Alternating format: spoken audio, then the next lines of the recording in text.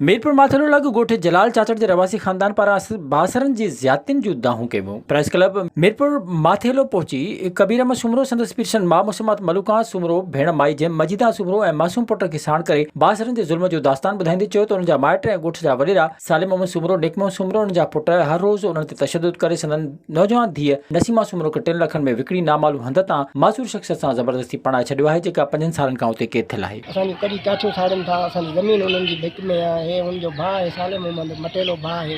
अॻु में असांजी न्याणी परणाए छॾी अथनि, ज़बरदस्ती करे कढाए करे वरी ॾिनी अथनि। उन में असांखां कुझु पैसा गिदा अथनि।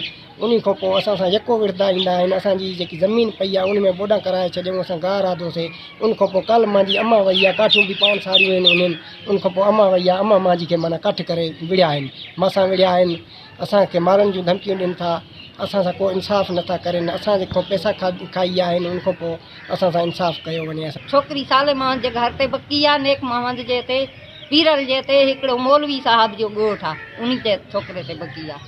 पोइ उन खां पोइ असांखे अकरम कुटियो आहे, साले मोहम्मद कुटियो आहे, महमूद हुसैन कुटियो आहे, गुलज़ार सजीन कुटियो आहे। असांखे चवंदा आहिनि तव्हां छोकिरी मुई करे छॾियो, छोकिरी ॾे वञो ई बि न।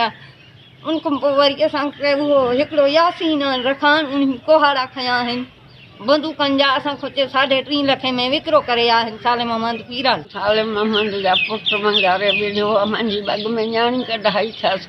मुंहिंजी न्याणी कढाए पाण परणाए छॾी अथसि। मां कुझु चवंदी आहियां छोकिरी बंदि आहे, उते केतिरा साल थी विया आहिनि, 5 साल आहे छोकिरी ॾे वई आहियां, उते उन्हनि कुटियो आहे मूंखे। तव्हां हक़ कयो, इंसाफ़ कयो, मां बेवाही वॾा कयो, मदद कयो, हिकिड़ो पुटु। हुन चयो त उन्हनि जी फरियाद नथी वरिती वञे ऐं तहफ़ुज़ ॾियण वारो बि केरु कोन्हे। उन्हनि मुतालबो कयो त फौरी तौर ते उन्हनि जी वाहर करे उन्हनि सां इंसाफ़ कयो वञे। विज़िट कयो अवामी आवाज़ मीडिया ग्रुप जी वेबसाइट awamiawaz.pk